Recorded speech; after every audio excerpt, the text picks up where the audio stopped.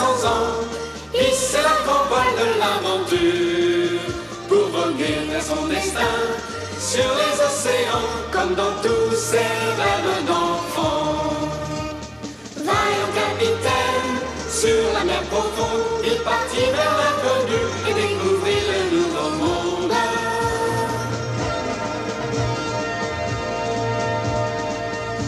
Sous le soleil, toujours guidé par son cœur, jamais il ne connut la peur. Les souverains d'Espagne lui donnèrent la mission de porter bien haut leur drapeau. Malgré les tempêtes, sur la mer profonde, il partit vers l'inconnu et découvrit le nouveau monde.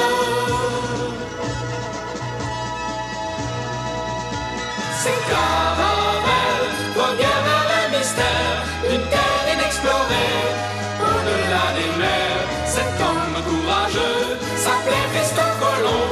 Un jour il découvrit un nouvel horizon.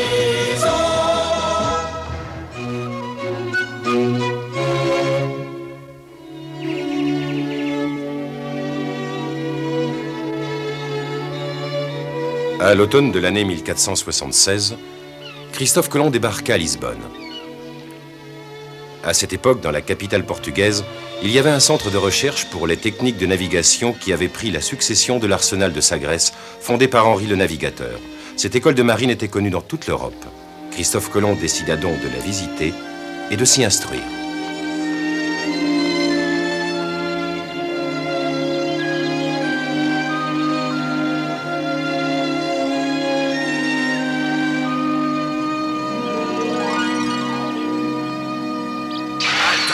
Bonjour, je m'appelle Christophe Colomb. Je suis un marin génois. Je suis venu pour étudier les techniques de la navigation. Avez-vous une lettre d'introduction? Oh, non.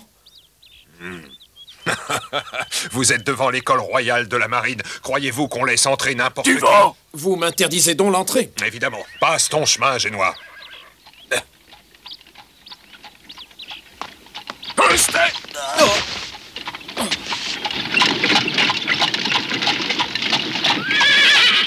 Votre visite est toujours un honneur, messire Delmo. Avancez. Vous ne traitez pas tout le monde avec les mêmes égards. Ah, vous êtes encore là, vous. On vous a dit de déguerpir. Bon, j'ai compris. Allez! Ça va, je m'en vais.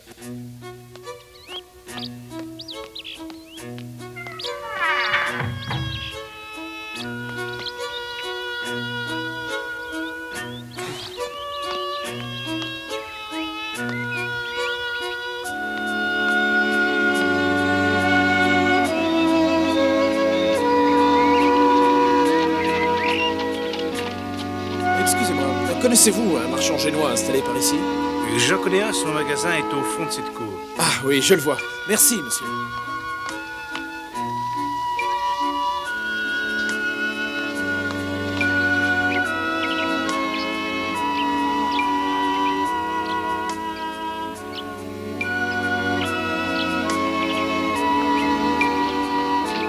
Veuillez attendre ici, s'il vous plaît. Merci.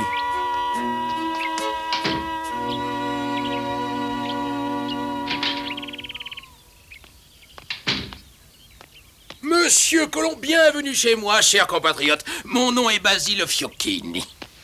Enchanté de faire votre connaissance. Moi de même. Asseyez-vous. Merci. Mettez-vous à l'aise. J'ai un service à vous demander.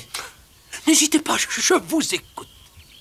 Peut-être pourriez-vous m'aider. Je suis venu jusqu'à Lisbonne pour entrer à l'école de marine. Vraiment? Nous sommes originaires de la même ville et il est normal qu'on s'aide entre compatriotes. Dites-moi ce que je peux faire pour vous. J'ai besoin d'une lettre d'introduction. Hein? Au risque de vous décevoir, je dois vous dire que c'est impossible. Impossible? Mais pourquoi? L'école royale de la marine est réservée à une élite, les enfants d'aristocrates et de notables. Hélas, les seuls étrangers dans cet établissement sont des professeurs. Les meilleurs navigateurs venus du monde entier enseignent la navigation à quelques privilégiés. Mais peu importe, nous avons eu vent jusqu'ici de votre excellente réputation. On dit que vous êtes un Bosco hors du commun. Merci, mais c'est un peu exagéré. Alors écoutez-moi, en ce moment je fais équiper un bateau qui doit partir pour Quillo. J'aimerais vous enrôler comme Bosco pour cette expédition. Je peux vous promettre un salaire très intéressant. Merci, mais pour l'instant, je ne compte pas retourner en Méditerranée. J'ai une autre proposition. J'ai toute confiance en vos capacités et je vous prends comme capitaine. Vous avez dit capitaine? C'est bien ce que j'ai dit. Capitaine de mon bateau. Vous avez certainement assez d'expérience pour que je vous confie le commandement d'un navire qui m'appartient. Nous sommes tous les deux des enfants de cette bonne ville de Gênes. Je vous l'ai déjà dit, il faut nous entraider. Capitaine Christophe Colomb.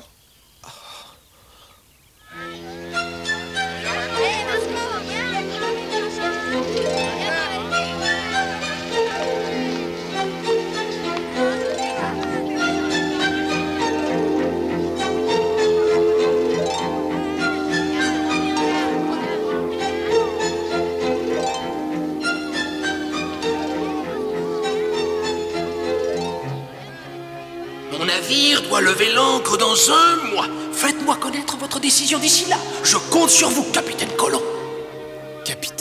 Capitaine, ça sonne bien. Commander un navire, ça serait déjà un progrès.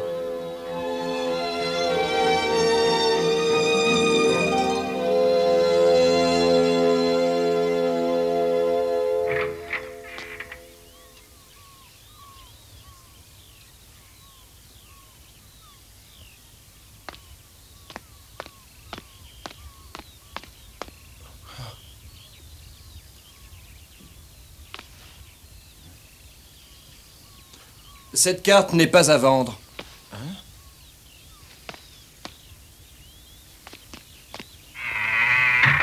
Quelle carte cherchez-vous? Bartholomé! Christophe, c'est toi? Oh!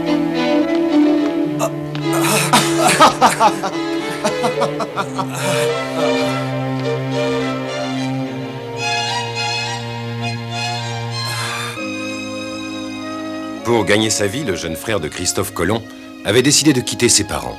Il partit pour le Portugal où il employa ses talents de dessinateur en établissant des cartes. Nous dirions aujourd'hui qu'il était devenu cartographe.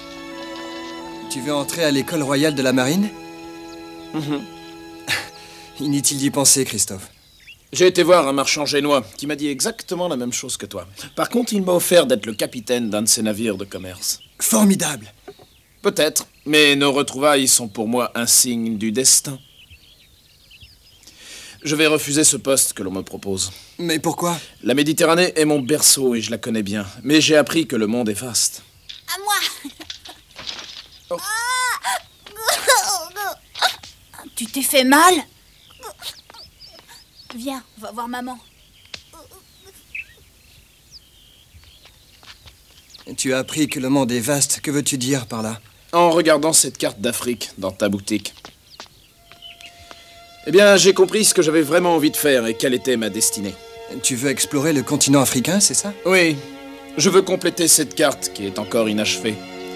Et pour ce genre d'expédition, mon intuition ne suffira pas. Il me faut des techniques précises. Mais depuis la mort d'Henri le navigateur et avec la guerre de Castille, on ne fait plus guère d'exploration maritime. Cela me donne toutes les chances. J'aurai le temps d'étudier. Seulement voilà, sans lettre d'introduction, je n'entrerai jamais dans cette fameuse école. Il vaut mieux que tu oublies ce projet, Christophe. Mais Bartholomé... Nous ne sommes pas à Gênes. Tu es un étranger ici, l'oublie pas. Aucun notable n'acceptera de te faire cette lettre. Ils sont trop méfiants. Voyons, tâche d'être raisonnable. Tu as raison. Tu devrais réfléchir. On t'offre d'être capitaine sur un navire. C'est intéressant. Tu as l'occasion unique d'étendre tes connaissances en navigation et de mettre en pratique ton expérience. Tu as de très sages conseils. Regarde-toi. Tu as fait du chemin depuis que nous nous sommes vus. Mon commerce ne marche pas trop mal, mais en tant qu'étranger, je reste quand même sur mes gardes. C'est plus prudent. Le succès attire toujours les jalousies. J'aimerais travailler avec toi quelque temps. Est-ce que tu es d'accord? Ce sera fantastique. Tu apporteras ton expérience et moi mes dons de dessinateur. Nous formerons une excellente équipe.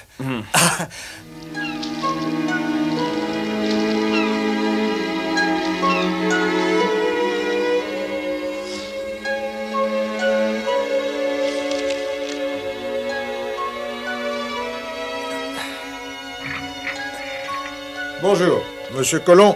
La dernière carte que vous m'avez vendue était parfaite. J'ai une autre commande pour vous. J'ai besoin d'une carte des Açores pour la semaine prochaine. Le délai est un peu court, je sais, mais... Je suis désolé, capitaine. J'aimerais vous satisfaire, mais actuellement, nous avons d'importantes commandes. Ah, j'aurais dû venir vous voir plus tôt, mais je pars pour un voyage qui a été décidé à la dernière minute. Nous pourrons réaliser cette carte à temps. Oh, vraiment, c'est une bonne nouvelle. Christophe, tu es fou, nous avons déjà trop de travail. Vous avez bien parlé de la région des Açores. Il me faudrait plus de détails sur ce que vous voulez. Entrez, je vous en prie. Avez-vous des documents précis sur les vents, les courants saisonniers? Oui. Il se laisse toujours emporter par son impétueuse ardeur. Il est incorrigible.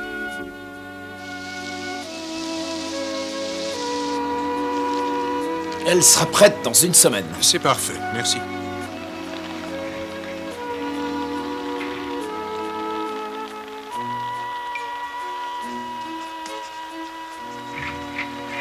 Alors, est-ce que tu as trouvé?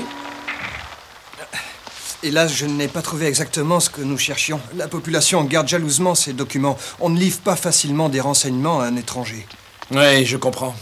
Mais toutefois, il y a un moine, Fernando Martins, qui semble avoir une grande passion pour les idées d'Henri le Navigateur. Il est d'une large ouverture d'esprit et fréquente avec plaisir les étrangers. J'aimerais le rencontrer. En ce moment, il est en voyage. Tant pis, j'attendrai qu'il rentre alors. Tiens, Christophe, j'ai quand même pu acheter ces 2 livres. Je te remercie beaucoup.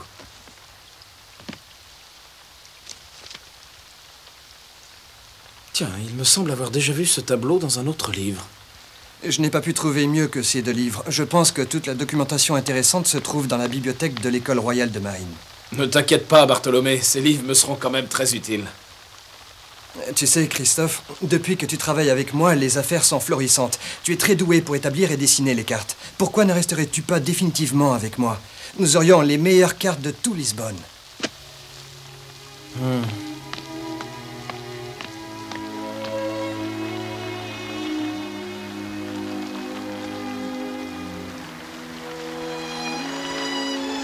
Je suis un marin, Bartholomé. Je ne désire pas embrasser une autre profession.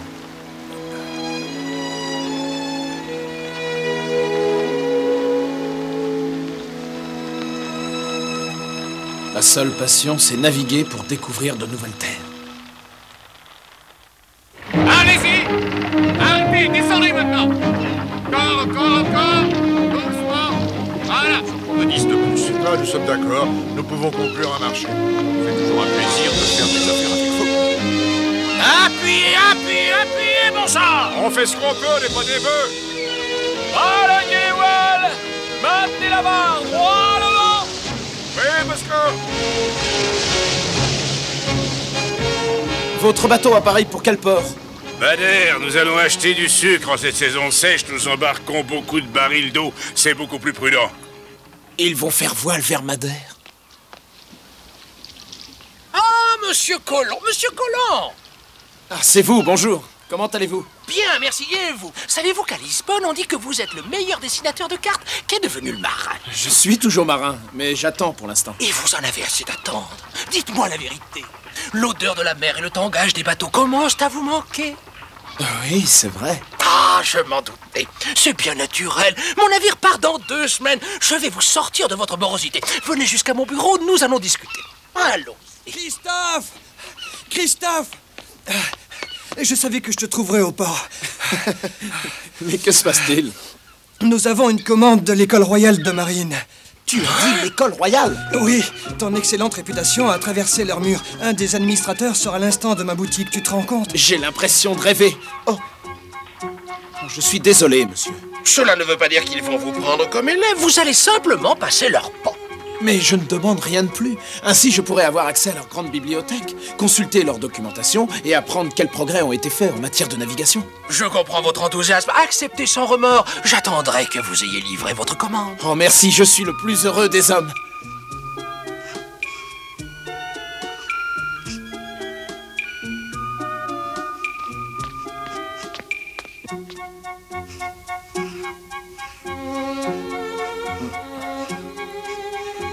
Tu pourrais au moins t'arrêter pour manger. Oui. Cette carte n'est pas urgente à ce point. Non.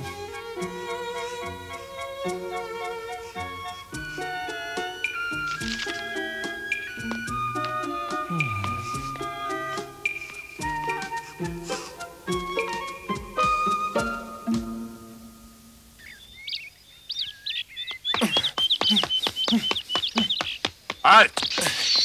Je viens livrer une carte qui m'a été commandée.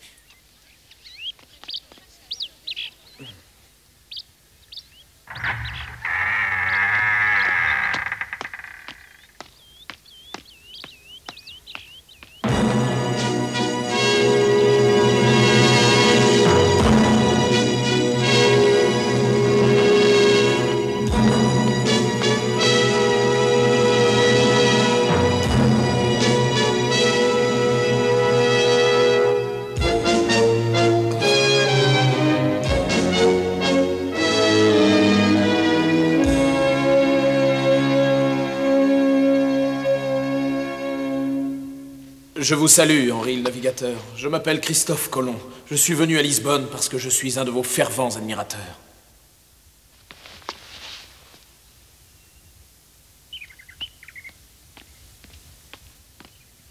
En Méditerranée, Venise a été longtemps le port de commerce le plus important. Elle s'enrichit pendant les croisades, et durant la 4e croisade, les Vénitiens s'emparèrent des Arabes et Candis et des Ilésiens. Cette domination commerciale... Quelle bibliothèque immense! Les grandes expéditions maritimes et la conquête de différentes villes ont permis au Portugal de satisfaire ses Les expéditions maritimes? commerciales. Ces expéditions, ces recherches sont coûteuses et demandent beaucoup de sacrifices. Mais en échange, elles ont permis au Portugal d'étendre ses connaissances et son empire. Comme vous le savez tous à présent, un grand pas a encore été fait. Voici 5 ans déjà que Lobo González a passé l'équateur et a navigué jusqu'au cap de Santa Catarina que vous pouvez voir sur cette carte. Nos explorations maritimes sur la côte africaine sont pour l'instant suspendues, mais elles devraient reprendre dès la fin de la guerre en Castille. Et vous aurez ainsi un jour l'occasion de mettre en pratique ce que vous avez appris dans cette école. Je ne vous ai jamais vu parmi les élèves. Qui êtes-vous? D'où sortez-vous? Est-ce que l'un d'entre vous le connaît? Je l'ai déjà vu. Il y a 2 mois environ. Il était à la grande entrée et les gardes l'avaient repoussé. Qu'est-ce qu'il fait là? Qui lui a permis d'entrer? Je peux tout vous expliquer. Un étranger ne peut être qu'un espion. À la garde! À la garde! Emparez-vous de cet homme! Non, Un espion! Garde! Emparez-vous de cet homme! Non! Attendez, je suis venu pour livrer cette carte que l'on m'a commandée. Vous n'avez rien à faire dans cette cour.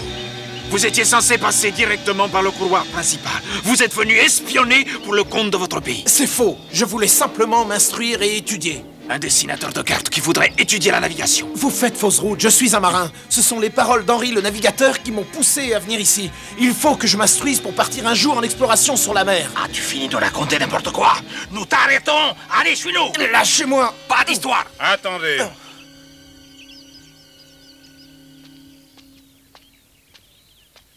Quelles sont ces paroles prononcées par Henri le navigateur qui t'ont frappé? Le goût de l'aventure, mon père.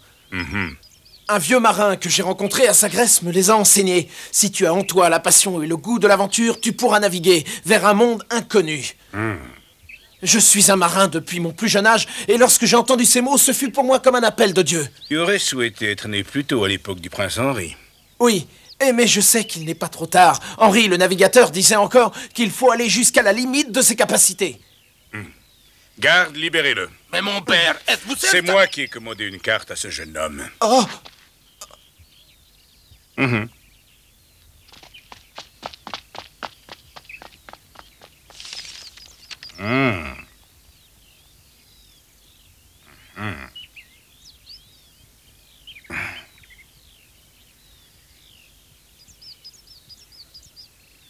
Je constate que ta réputation n'est pas surfaite, cette carte est très précise et tu es en avance sur les délais.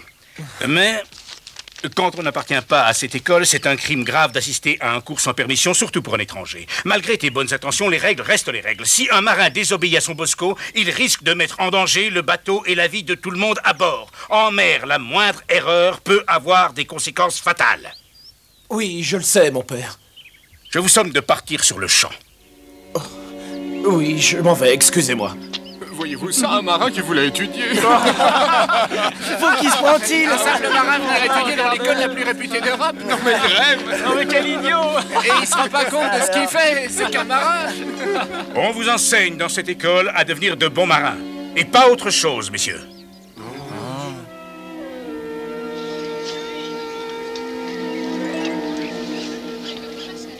Tu veux vraiment partir, Christophe? Oui, cela vaut mieux, je crois. Et en plus, je vais naviguer comme capitaine. Ne prends pas cet air triste. Tout ira bien. Je logerai sur le bateau jusqu'à ce qu'il appareille.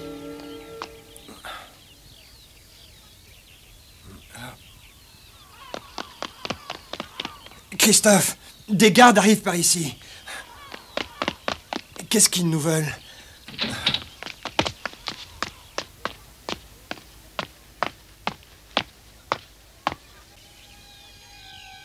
Lequel d'entre vous est Christophe Colomb?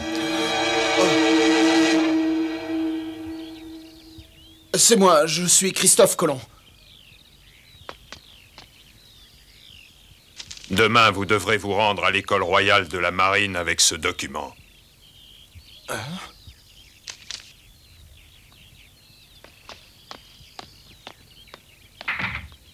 Qu'est-ce que ça veut dire? Ils veulent certainement prendre des sanctions contre moi. Oh, c'est une lettre d'introduction. Le moine que j'ai rencontré à l'école de navigation m'envoie une lettre d'introduction. Je vais entrer à l'école royale. Bartholomé. Ah, c'est formidable, Christophe. Il faudra que tu ailles le remercier pour la confiance qu'il t'accorde. Sais-tu quel est son nom? Il a signé Ferdo Martins. Ce moine que j'ai rencontré est donc le fameux père Martins, ami des étrangers. Ayant obtenu la permission d'entrer à l'école royale de navigation, Christophe Colomb se consacra à l'étude de l'astronomie, de la géographie, des mathématiques et du latin. La plus grande inspiration de Colomb fut sa nouvelle vision du monde, qui était déjà un premier pas vers la Renaissance. C'est le monde! Le monde est ainsi, Bartholomé. C'est vraiment fantastique. Regarde comme le monde est vaste. Regarde comme le monde est grand.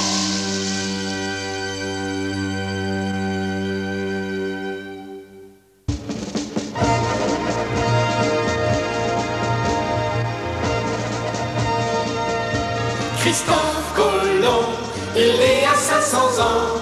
Il c'est la grande voile de l'aventure pour voguer vers son destin sur les océans comme dans tous ses rêves d'enfant. Vaillant capitaine, sur la mer profonde, il partit vers l'inconnu et découvrit le nouveau monde.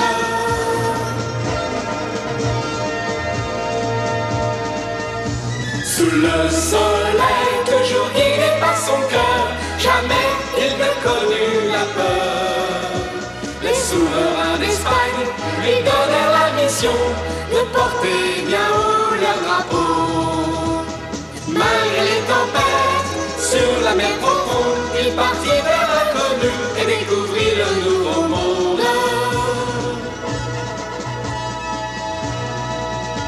Ses caravans